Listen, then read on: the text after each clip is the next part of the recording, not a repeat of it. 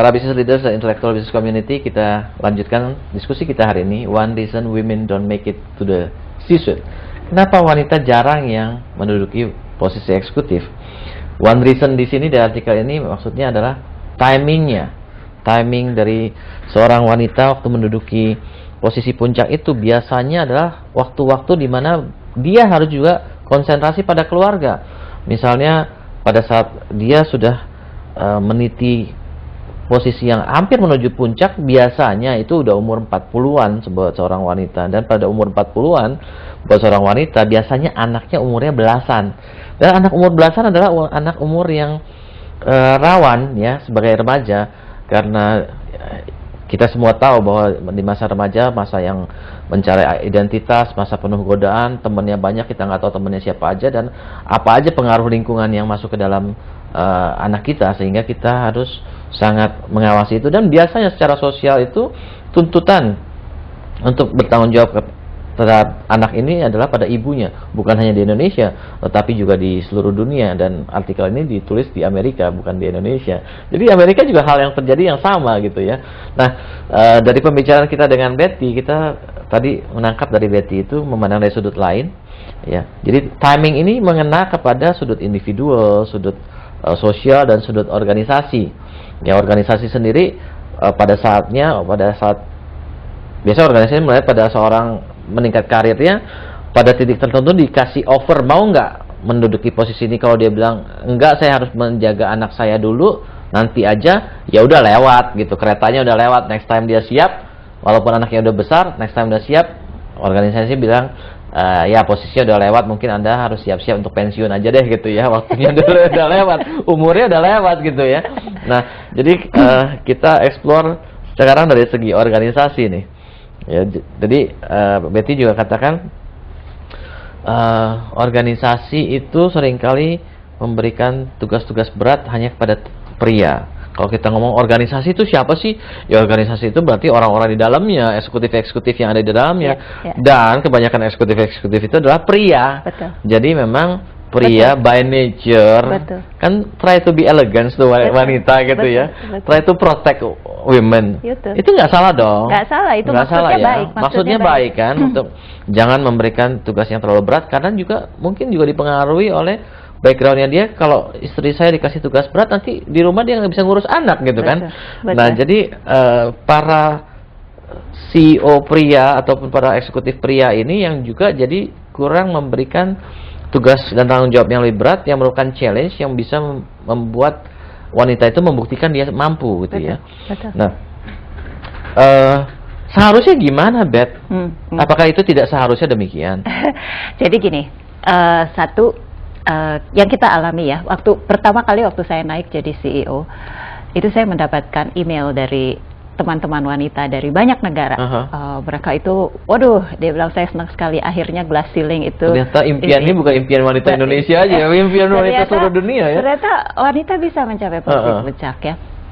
Nah, itu satu. Yang kedua, di IBM itu kita menyadari bahwa suatu organisasi yang sehat itu harus ada diversity, harus ada keragaman ya, keragaman di semua level sampai ke posisi pimpinan ya.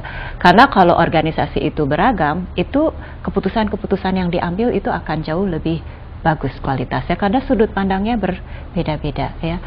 Kemudian kita juga menyadari bahwa wanita itu punya kekuatan-kekuatan yang kalau itu bisa dimanfaatkan, organisasi akan jauh lebih kuat. Nah, sebagai akibat dari itu, saya diminta untuk memimpin yang disebut Women Leadership Council.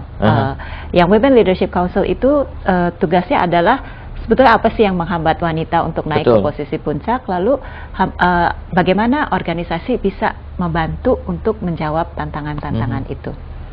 Nah, dari analisa itu memang keluar faktor-faktornya yang tadi saya sebutkan tadi ya. Jadi lalu kita membuat langkah-langkah di dalam organisasi untuk mengatasi itu. Di antaranya adalah tadi yang saya sudah sebutkan mengenai flexi hours ya. Jadi orang bisa bekerja anytime ya.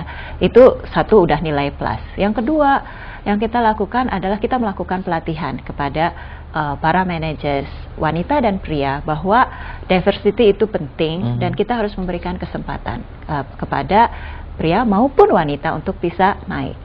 Dan kita bilang bahwa di dalam memberikan penugasan itu kita jangan assume wanita itu macam-macam. Tapi bukankah seringkali justru wanita yang di-assign-nya juga bilang, jangan deh kalau keluar kota gitu lama, jangan deh, saya kan wanita gitu kan? Ya, jadi ada dua. Satu adalah manajernya ya, manajernya kita bilang jangan ambil asumsi, tanyakan aja kepada yang bersangkutan. Kepada wanitanya kita berikan mentor-mentor untuk membantu dia, satu membantu dia membuat pilihan. Biasanya orang bikin pilihan karena satu tidak tahu dan kedua karena background cara dikembangkan dulu ya. Seakan-akan misalnya bahwa kita tuh harus memilih antara karir dan rumah tangga. Padahal sama, ada wanita karir yang keluarganya berantakan, betul. Ada juga ibu rumah tangga 100% yang keluarganya. Tapi kita ngomong statistically lah, jangan kita ngomong anekdotal ya. Anekdotal kan anything can happen ya. Jadi kalau ada yang seperti ini, ada yang seperti itu, anekdotal, case by case. Tapi kalau kita ngomong statistiknya, apakah benar bahwa tidak harus memilih atau memang kenyataannya in many occasions kita harus memilih apakah meeting penting di perusahaan atau jaga anak di rumah? Sebetulnya gini, kenyataannya kalau kita bicara statistik, memang wanita sedikit yang mencapai posisi puncak, tetapi itu masalah tren. Artinya sebelumnya orang menganggap bahwa itu tidak bisa dipecahkan, tidak ada solusinya. Tapi kan dunia bergerak, selalu ada solusinya. Bahkan kita tahu sekarang income dari satu orang aja nggak cukup. Gimana sekarang PHK kayak gitu?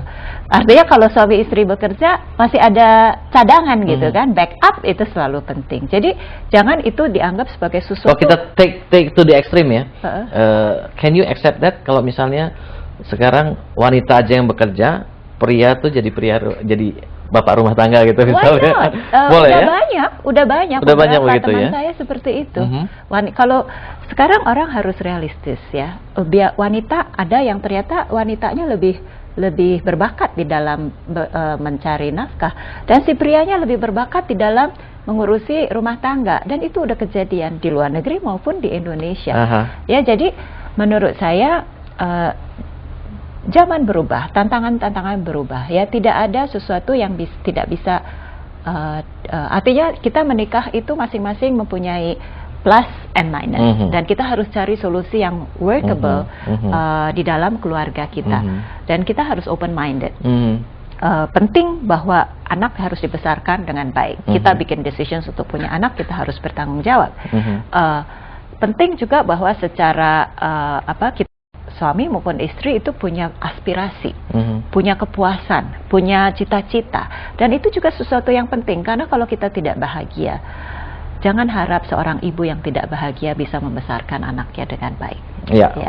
Jadi hal-hal itu harus dipertimbangkan dan harus dicari solusinya, dan ada solusinya. Kalau kita memang menganggap bahwa kalau mindset kita sudah dikatakan bahwa nggak mungkin bahwa family and career itu bisa, ya memang nggak dapet solusinya. Tetapi kalau mindsetnya itu pasti ada jalan keluarnya, then we'll find the solutions.